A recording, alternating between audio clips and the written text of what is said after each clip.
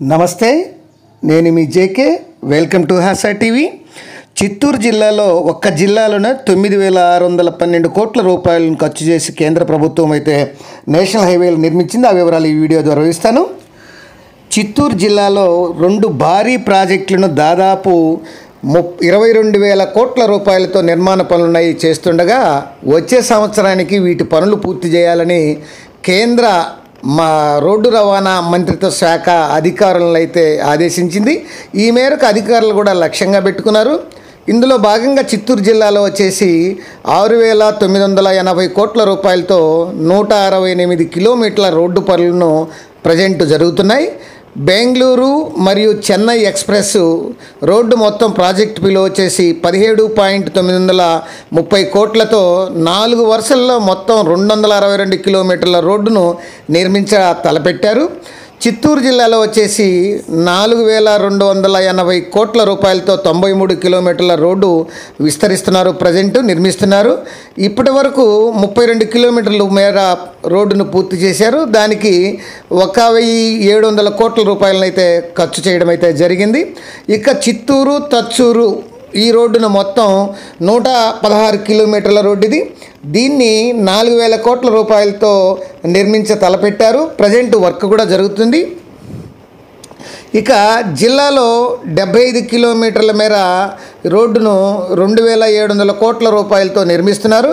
అందులో 22 కిలోమీటర్లను 14.07 కిలోమీటర్లతో నిర్మిస్తున్నారు. ఇది గతంలో NH4 పరిధిలో ఉన్నటువంటి ఈ మొత్తం 92 కిలోమీటర్లు అన్ని రకాల రోడ్ల నిర్మాణానికి గాను 245 కోట్ల రూపాయలు అయితే ప్రజెంట్ ఖర్చు చేస్తున్నారు. మొత్తం 118 కిలోమీటర్ల రోడ్డును భూసేకరణతో కలిపి 890 కోట్ల రూపాయలతో ఈ రోడ్డు నిర్మిస్తున్నారు. పంచాయతీరాజ్ పరిధిలో వచ్చేసి గత పాలనలో జిల్లాలో సీసీ రోడ్లు మొత్తం కలిపి 13,397 కిలోమీటర్లను నిర్మించారు. అయితే ఇప్పుడు ప్రజెంట్ అది 583 కోట్ల రూపాయలు ఖర్చు చేశారు. అలాగే ఈ ప్రస్తుత గవర్నమెంట్లో ఈఏపీ మరియు PMRYS కింద మొత్తం ఈ పల్లెల్లో వచ్చేసి కనెక్టివిటీ రోడ్లను 1,681 కిలోమీటర్ల రోడ్లను నిర్మించారు. వాటికి 1,772 కోట్ల రూపాయలను అయితే ఖర్చు చేశారు.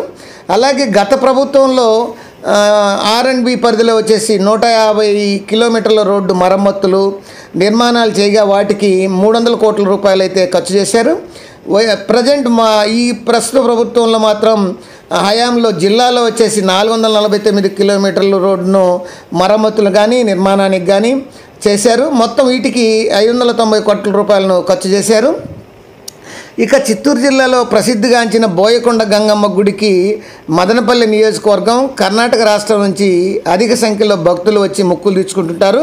కానీ ఈ రహదారులు ఎక్కువగా మలుపులు ఉండడంతో తరచూ ప్రమాదాలు అనేవి జరుగుతుంటాయి.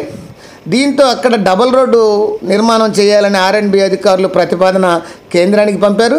దీనికి కేంద్ర ప్రభుత్వం స్పందించి 43 కోట్ల రూపాయల వ్యయంతో 22 కిలోమీటర్ల రోడ్డును అభివృద్ధి చేయడం అయితే జరిగింది. ఇక చిత్తూరు నియోజకవర్గంలో 19.40 కోట్ల రూపాయలతో రోడ్లను అట్లానే 5.16 కోట్ల వ్యయంతో మరమ్మతులను అయితే చేయడం అయితే జరిగింది. ఇక చిత్తూరు మరియు తిరుత్తణి వెళ్ళే మార్గంలో పచ్చనపల్లె రోడ్డు వర్షాల దెబ్బకు అధ్వానంగా మారిపోయింది.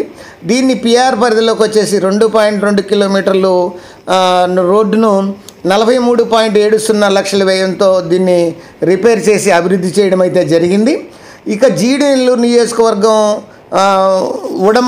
ఉడమల కుత్తిలో వచ్చేసి 27 కోట్ల రూపాయలతో హై లెవెల్ బ్రిడ్జి నిర్మాణ పనులు కూడా ప్రజెంట్ జరుగుతున్నాయి. దాదాపు అవి కూడా పూర్తిగా వచ్చాయి.